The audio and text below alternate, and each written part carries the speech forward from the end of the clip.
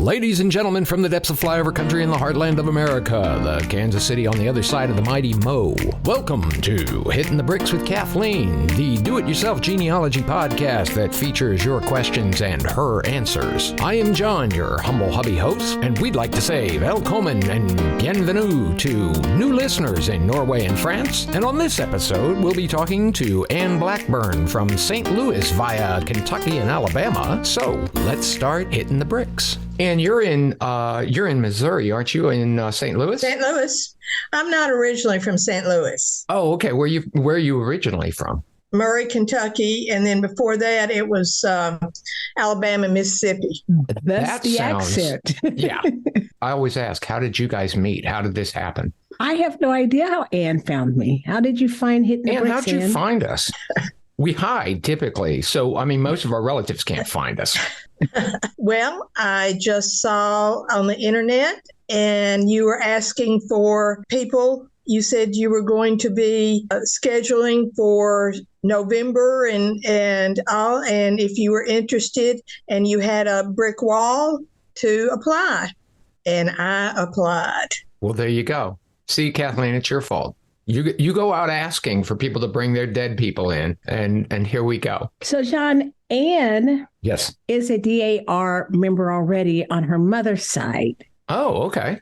But she considers herself a hobbyist. And so I am going to assume, Ann, that the way you are a DAR member is that you connect it with other cousins or some ancestor that you knew. And for our newbies, a DAR would be Daughters of the American Revolution. I came in under my grandmother's name. So she was already a DAR my great-grandmother, my grandmother. I just kind of came in with them. So in the meantime, John, Ann did a supplement for her King side of the family. And Ann, is that your father's side then? Yes. And because Ann does not like me, I'm sure she came up with the name Thomas King. Should be able to find that real quick. You just put that in the internet, right? Just put in the word King, and yeah. I'm sure her family pops up. Just hers. But in doing so, Ann applied for a supplement. And okay, what do you mean Ann applied for a supplement? I was getting ready to have Ann explain that to us. So okay. You're jumping the gun, John. I'm sorry. It's a little bit too much caffeine this morning. I'll apologize in advance. And if you could explain to us what happened with your DAR application with Thomas King. Okay. A supplemental it's like an application, but you are already a member. So you're just adding an ancestor to your roster. Got it. Okay. And what happened was I listened to the descendants of Thomas King in Benton County, Tennessee, and I submitted exactly what they said, and it was wrong. Do you know where they got the information from? The wrong place? I've traced the information back to Mr. Holiday. That's all I know of him. And he was in Benton County. Holiday, which was the name of the town, it was his great-great-grandfather. And Mr. Holiday is no longer among us. Right. So I cannot contact him and say, what in the world? I did talk to some other descendants, and they are saying the DAR is wrong and they are right. And I don't think so. I don't think so either. And actually, the information that you submitted is in a biographical book for Benton County, and it is not cited. I found the book. I found exactly what they quoted. Unfortunately, it is uncited. It does talk about the 3 wives and all of this information. However, before I found that book, I did some research. Hang on a second. Thomas King had 3 wives? He did not. He did not. At least not proven. Okay. Matter of fact, there's one that I know was not his, just by my research. Sidney Lawson. Yes, Sidney Lawson I agree with is you. not. I did not realize. And you have a lot of this stuff. I'm thinking you were misnamed a hobbyist. I think so That's too. more like me. She sounds like a ringer. Exactly. Well, Anne did receive something, and that is Anne received a rejection letter. And it's funny because I didn't see that letter until after I had done some research for you. And I thought, this is not the same Thomas. They've mixed two Thomases, at least two for sure. So DAR is kind of in the same frame of mind as you two, is that they're saying, no, you got an issue here.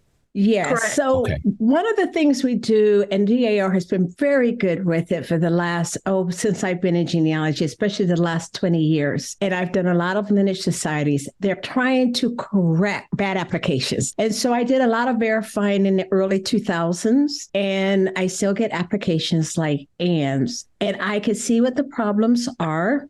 Beside the fact that the last name's King, that causes one problem, and Thomas King at that. But Anne, I'm going to back you up a little bit. Hang on a second. I'm just interrupting. I'm to understand that at some point there may be other people who have been coasting through being members of DAR. That's correct. It'll get a letter to say you are now invited to get off the boat. No. They will not get those people off. They're just making all new people do it correctly. And now we have a lot more data. So the correction is important so that we get America's history right. And I'm going to talk to Anne about where to start. I don't know how much genealogy you've done, but you happened to tell me that your direct line to Thomas King was through his son, Wesley, Correct. Who was born around 1818, died around 1874. Correct. You don't have a lot on your tree about Wesley. So I didn't have much to work with, except he's married to the Autry woman. Rebecca Ann Autry, yes. And my only other question I have that I'm going to bring, well, there's quite a few questions I have, but I'm going to bring one up that we're going to start with that. You had a document that you signed where you went to Benton County, Tennessee. And in this document, at the archives room in the library, the archives director signed the back of the document. However, I don't understand the document. So I'm going to back you up and have you explain to me what this document says. The biggest question is the Wesley in Carroll County and the Wesley in Benton County, are they the same ones? Yes. So help me with the document. Okay, I've got it. It says the names of the heirs of Thomas King Estate of Carroll County. With Tennessee, if they die without a will, then they round up all the heirs. They start dividing among those, and they have an official listing of the heirs. And what that is okay, you've got the Jesse King, that's Jeremiah. He was a son. His wife was Ridley King. Mary was a daughter. Duncan was a son. Sarah King was the third wife, married in 1857. Presley King was a son. And then Katie King and Chesley King. Chesley was a son. So these are all, both columns on that top part are all the heirs of Thomas King in Carroll County, right? Uh-huh. Okay, so let's go down. Under Wesley King, you just have an underline, but that's probably just notating as yours. Yeah. Because then there's Albers and Ridley and Tyre. Are those Wesley King's kids, or are those Albert, still Thomas? The Ridley King was the daughter-in-law. The Albert, the Tisha, the Tyree, I have no idea. Okay, I've good, never because seen those neither names. did I. So that threw me for a loop, because I'm sitting there thinking, I don't know where they came from and how are they related. On Isabella King, who is the consort of John King, which John King is that? Okay, you have this sheet, and that's the children. You'll notice that John King, and what I found everything that's on here, it's documented or it wouldn't be on here. Right. And Arabella. Who is John King to Thomas King?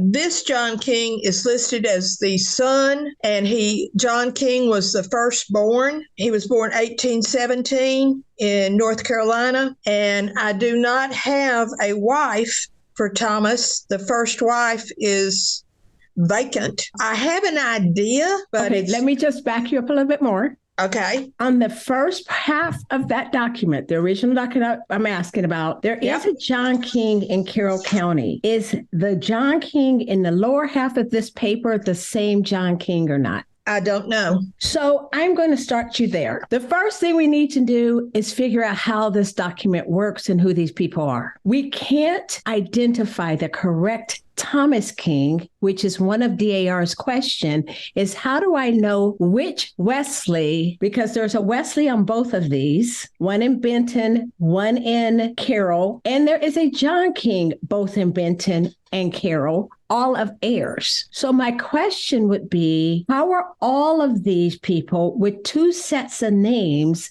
related to your Thomas King? Okay, I can give you a little more information. Okay. You see the list on the bottom half of the page? Yes. It says John W. Yes. That's John Wesley. And those names, the James, the JC, Right. the WJ, all those are another family. They're not Thomas's family. They are John King and Isabella's kids, right? I don't know. Okay, so this sheet of paper right here will help you flesh out your Thomas King. But I am going to suggest you start in Carroll County and figure out who these people are under Wesley King there, and then go to Benton County and figure out who those people are that are underneath John and Isabella. Because until that is divided, you are not going to be able to prove to DAR that you have the right Wesley to the right Tom. That's the first thing I would do. And that was a sheet I think I wrote you about that that was the one I was going to have questions on, because it, to me, is the most significant. Start with books. The books will be your indices and your abstracts.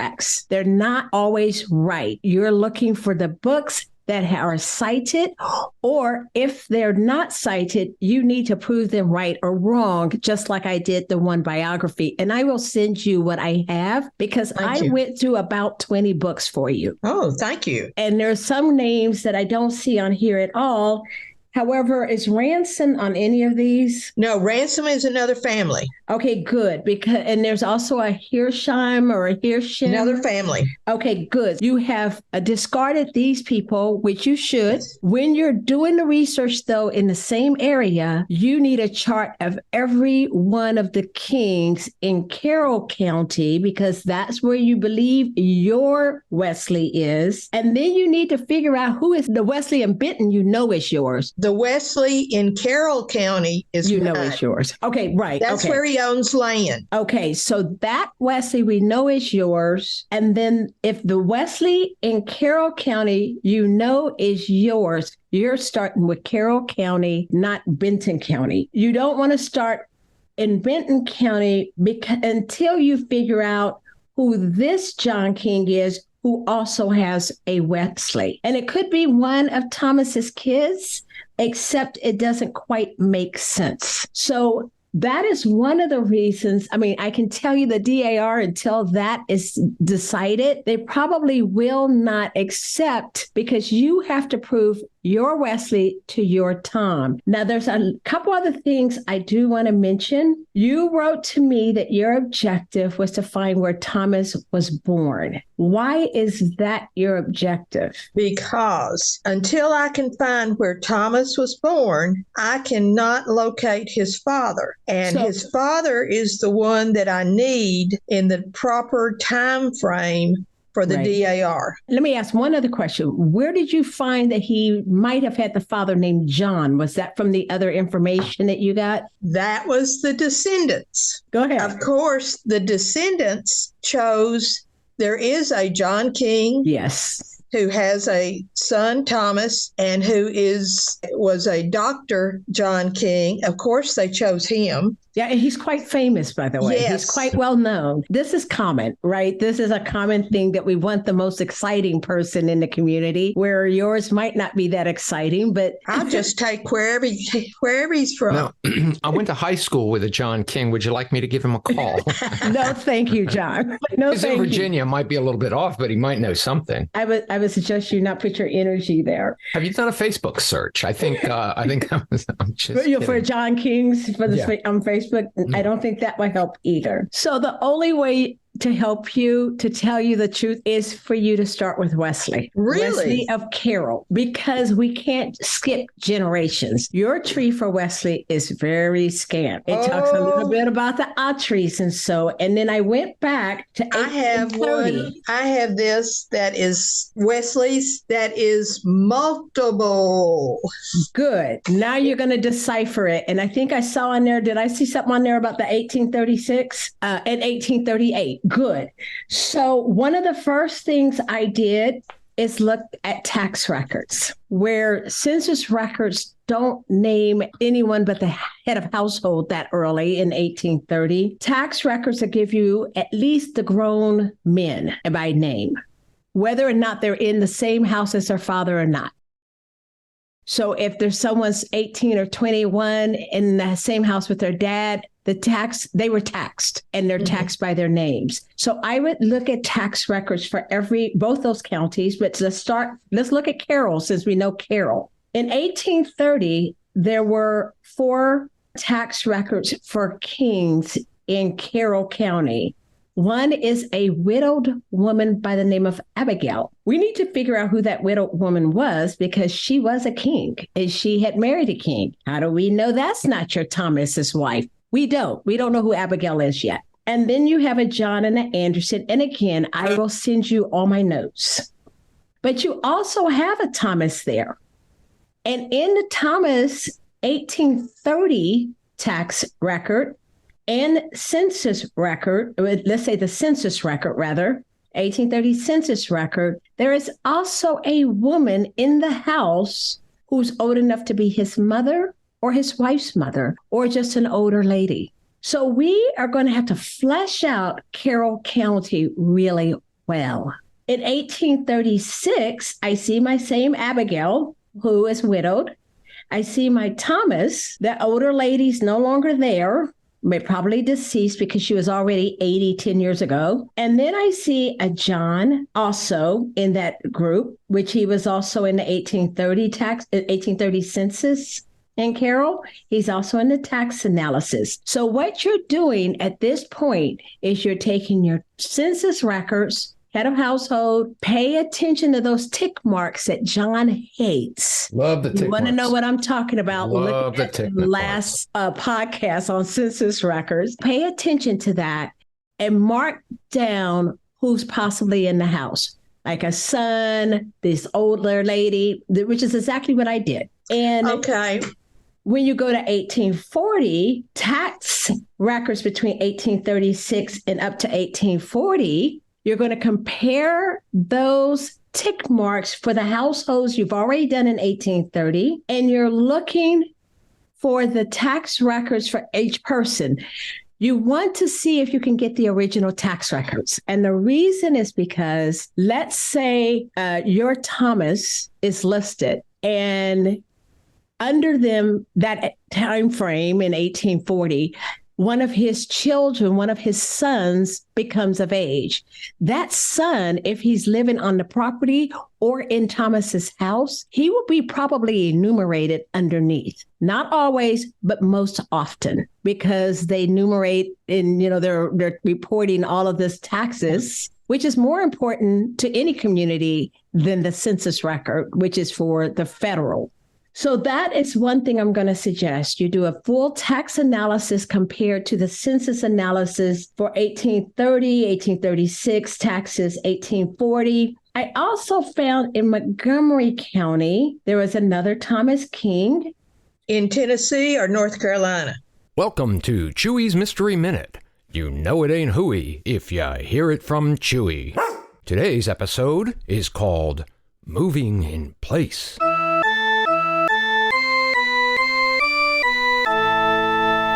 Chewey had just finished his mid-morning after-snack treat when the doorbell rang.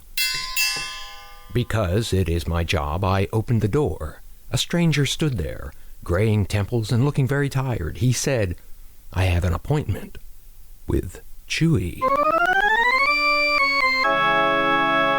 Because I was utterly confused, and at 61 very little of my life makes any sense to me, I let the man in and showed him to Chewey's office, the living room. "Did you find the place okay?" asked Chewey. "No problems," said the man. "I was concerned my directions might be confusing," said Chewey. "No," said the man. "The fire hydrant was just where you said it would be, and besides, you texted me the address." "Wait, what?" I asked. Chewey directed me to get them both a scotch, and as I poured 2 shots into a highball glass for his guest, and another 2 into Chewey's favorite scotch bowl, I listened, and this was the story that unfolded. The visitor was named Robert Hypothetical. He lived a quiet life in Houston County, Tennessee. After seeing an ad on television about how easy genealogy was, he decided he would research his family and impress all of his extended hypotheticals at the next family gathering. However, as most genealogists find out, nothing is quite that easy. Robert told Chewey about a letter from his grandfather he had found while rummaging through boxes in his father's attic. The letter simply did not make any sense. Robert knew his family had been in the United States from the very beginnings and had moved around a great deal. From census data, birth, death, and marriage, and even tax records, Robert was able to track his family's locations. They first lived in Washington County, North Carolina, but moved to Davidson and then to Tennessee County in the late 1700s. Finally, they left North Carolina altogether and moved to Montgomery County, Tennessee in 1796. Robert said he wasn't surprised to find his nomadic band of hypotheticals had once again moved to Stewart County, Tennessee, where his great-grandfather was born in 1851. But again, the hypotheticals were never quite settled, and by the time his grandfather was born in 1871, the family was in Houston County, Tennessee. They must have finally found what they were looking for because Robert's father was born and stayed in Houston County, where Robert grew up and became quite good at making pork and strawberry jelly sandwiches, patent pending. But the letter from his grandfather claimed he, the grandfather, was living in the same house that his 5th great-grandfather had built, and someone from their family had always lived there. That was until Robert's father had moved to a new subdivision that had a homeowners association and a pickleball court. Intrigued by the mystery, I could no longer contain myself. "How could this be?" I cried. "They constantly moved. How could they be in the same house?" Chewey scratched his ear and explained. "The location of the hypothetical ancestral home that was built by the Robert's 6th great-grandfather was indeed built in Washington County, North Carolina, and," he continued, "the very plot that home was located in 1783 became part of Davidson County, North Carolina, when it, in 1787, became part of Tennessee County as larger counties were divided." "No!" cried Robert. "Yes!" exclaimed Chewey. Chewey paced the floor as he continued. "And in fact, that very same location where the hypotheticals had built their large but somehow tasteful 3-story brick Gothic revival homage to German castles in 1796, when the statehood of Tennessee was ratified, was now, quite expectedly, located in Montgomery County." "Extraordinary!" exclaimed Robert. "Quiet, human!" barked Chewey. "I'm not finished. Their home was renovated and remained in the family when the street where the hypotheticals lived became part of Stewart County in 1803. Incredible!" gasped Robert. "Indeed," said Chewey, and jumped on the couch. Raising a paw over his head, Chewey concluded, "Finally, the part of Stewart County your family lived in became Houston County in 1871. You see, Robert, it all makes sense when you apply appropriate county formation analysis. Your family never actually moved. The counties around them changed. It's very much like a car ride," said Chewey. "You get in and the world around you changes, but it's not like you actually go anywhere." "Amazing," said Robert. "Indeed," agreed Chewey. Robert, now able to continue his research, gave Chewey a lint-covered piece of cheese he pulled from his pocket as payment. Chewey returned to his late morning after consultation nap, and I, your humble hubby host, finished the bottle of scotch. This has been a Chewey Mystery Minute. You know it ain't hooey if you hear it from Chewey. The other thing I'm going to tell you again is go back to the books. Taxes, you're looking at census records, and you're looking back in all of those county books. And remember, most of these records that you can't find in Ancestry, if you don't see them there, be sure to go to Family Search, because they also might be on the microfilm. Right. Okay. How do I attack North Carolina? Because that's where they're from. I got that, but you can't do that. You can go to North Carolina after you exhaust Tennessee and get your hints for North Carolina. Something will tell you, for example, if they got Choctaw land or if they got Eastern Cherokee Band land. You, by going... They've got Chickasaw. Okay, Chickasaw land. You're going county by county. You cannot jump a generation or you're going to get the same letter back. How can you prove it? You're going to have to go from your Wesley to your Thomas, all in Tennessee. As you exhaust that, you're looking for the word North Carolina in anything, including the books that are cited. And then you'll attack the North Carolina ones. Let me ask a question real quick. Yes. You've mentioned books. So what books are we talking about specifically? Mostly county historical books. Okay. Every county does these historical books. The WPA also did historical books, but there's some books that were written even earlier and some as late as like 1920. It was very important for people to capture who was the early settlers. And where do you find those books? I mean, is that something that you're going on site to a courthouse? Is it something you see on the internet? Oh, that's a good question. Yes. Some of these books are digitized on Family Search. They're also digitized on the internet under Hathi Trust or Gale through the library. A lot of these books you can do interlibrary loans. What was that one you said, Hathi? Hathi. Hathi Trust. Hathi Trust. And they have lots quite of a the few. books. Yeah. I've used them before. Yeah, they're excellent. There's all kinds of archival books that you can just Google. And the place I go to when I'm looking for some of this is back to Family Search and say, I want to, in Family Search, just put in Benton County, how to find genealogy records and information, early Benton County. And they have a lot of resources for you there. The other one is Cindy's List again, John. We've mentioned Cindy's List again. We love Cindy's List. Yes, because if you go there, she even has more with links of how to access.